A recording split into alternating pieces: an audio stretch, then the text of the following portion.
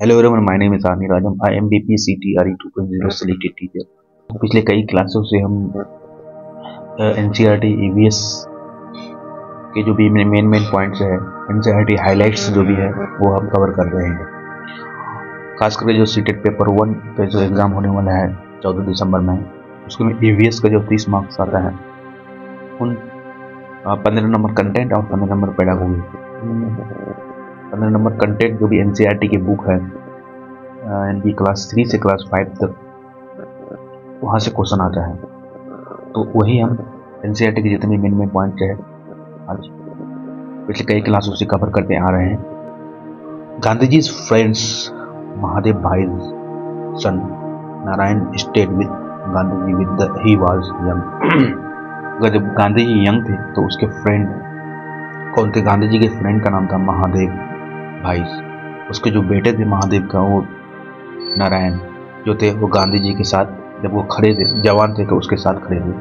तो Bhimrao Ambedkar was from Gurgaon इन महाराष्ट्र। भीमराव अंबेडकर कहाँ के थे? महाराष्ट्र के गुड़गांव से बिलोंग करते थे। और वो भीमराव अंबेडकर ने इंडियन कॉन्स्टिट्यूशन को बनाया था। तो इंडियन कॉन्स्टिट्यूशन को रिपेयर जो किया था वो कौन किया था? भीमराव अंबेडकर किया था। अब चलते हैं आगे। वार्धा इन महाराष्ट्र। वार्धा कहाँ पे है? महाराष्ट्र में है। महाराष्ट्र एंड महादेव भाई जो थे, महात्मा और महादेव भाई जो थे, क्लीन टॉयलेट एक प्रोग्राम लिया था। वो दोनों उसको क्लीन करता था, यानी कि टॉयलेट को क्लीन करने के लिए वो लोग काम लिए हुए थे। महात्मा गांधी के साथ कौन था? महादेव भाई।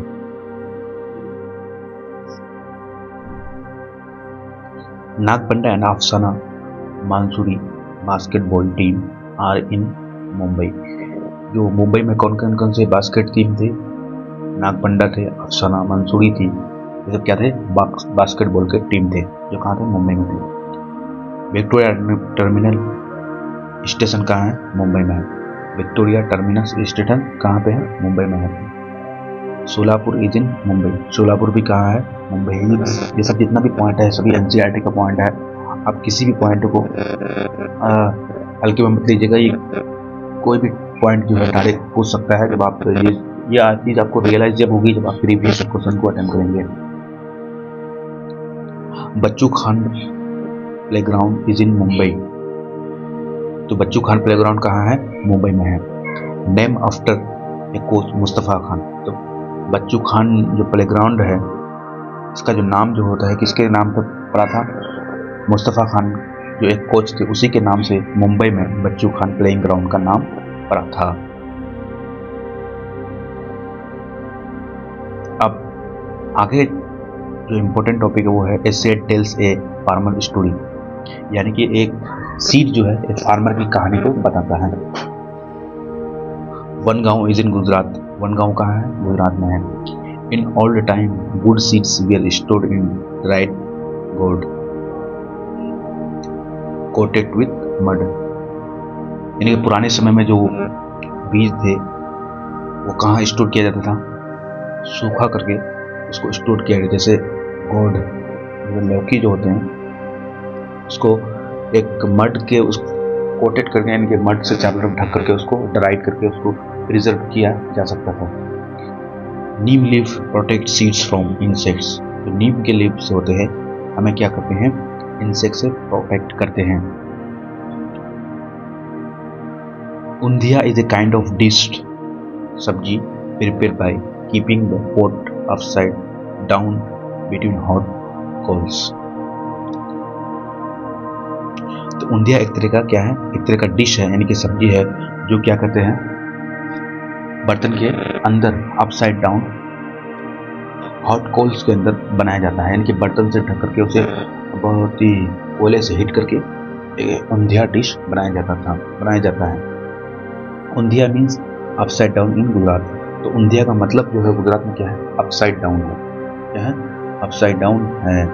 उंधिया is eaten with bajra rotis and home made butter curd and butter milk. जो उंधिया है वो कैसे बनाया जाता था? बाजरा रोटी कैसे खाया जाता था? बाजरा रोटी के साथ खाया जाता था, और जो वो बटर के साथ भी खाया जाता था, और बटर मिल्क के साथ भी खाया जाता था। By growing some crop over and over and using so many chemical land become unfertile।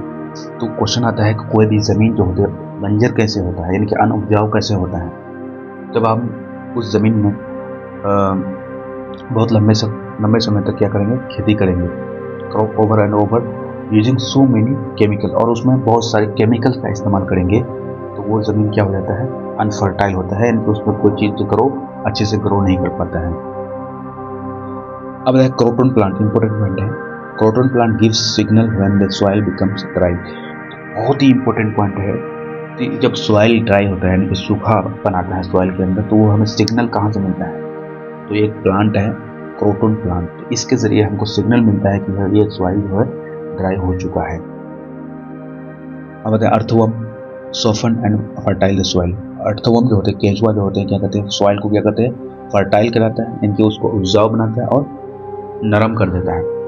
तो सॉइल को कौन फर्टाइल बनाता है और नरम करता है, कौन करता है, अर्थवर्म करता है। कुदुक, कुदुक क्या है, कम्युनिटी ऑफ आदिवासी पीपुल इन झारखंड। झारखंड में जो आदिवासी कम्युनिटी के जो भी लोग हैं, आदिवासी पीपुल जो भी लोग हैं, कम्युनिटी है, उसे कहते हैं कुदुक कहते हैं। तोरांग मीन्स जंगल। झारखंड में जो तोरांग का मतलब क्या होता है, एक सीक्रेट में पूछा था, जंगल होता है। Right to forest act 2007। तो राइट टू फॉरेस्ट एक्ट कब हुआ था, 2007 में हुआ था। झूम फार्मिंग का होता है, मिजोरम में होता है।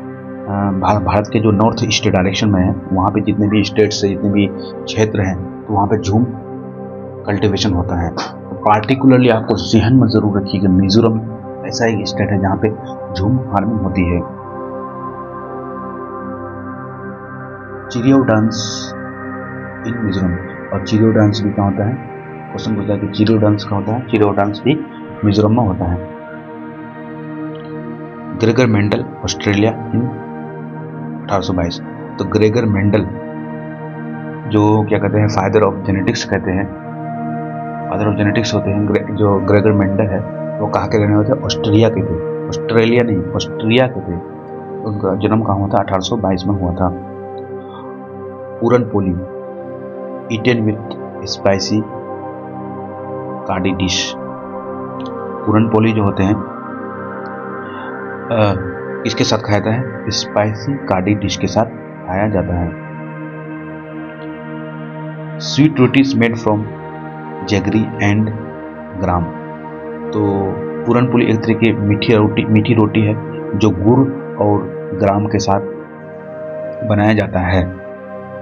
तो कारावन क्या है, कारावन एक बस का नाम है, ये भी याद रखिए, कारावन क्या है, एक बस का नाम है।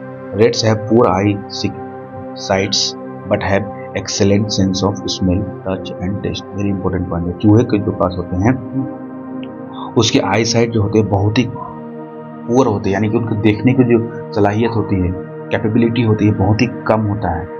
लेकिन चूहे के पास sense of smell, sense of touch और सेंस ऑफ टेस्ट, ये सब बहुत ही हाई क्वालिटी होती है, एक्सेलेंट वे में होती है।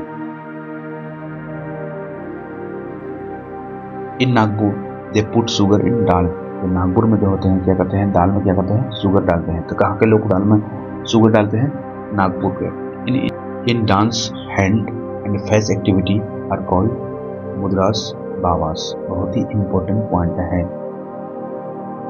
डांस की भाषा में जो हाथ और फेस का जो एक्टिविटी है, यानी कि हैंड और फेस का जो एक्टिविटी है, उसी क्या कहते हैं, मुद्रास एंड भावास कहते हैं। बहुत ही इंपॉर्टेंट पॉइंट है कि मुद्रास और भावास किसे कहते हैं, जो डांस जो होता है, कोई भी डांस करता है तो उसमें हाथ, अपने हाथों फेस को जो एक्सप्रेशन देता है, एक्टिविटी जो करता है, उसको कहते हैं मुद्रास एंड भावास कहते हैं। तो आज के क्लास को हम यही एंड ऑफ करते हैं। उम्मीद है कि एक और क्लास लूँगे जो मैं पूरा एनसीईआरटी के जो भी मेन हाईलाइट्स वो कवर हो जाएंगे। तो इससे पहले 6 और क्लास ले चुके हैं। प्लीज़ अगर आप नहीं देखे हैं तो मेरे चैनल को विजिट कीजिएगा और चैनल को जरूर सब्सक्राइब कीजिए। इस तरह के मैं और भी वीडियो लाते रहूँगा। चलिए मिलते हैं नेक्स्ट वीडियो में, तब तक अपना ख्याल रखिए। जय हिंद।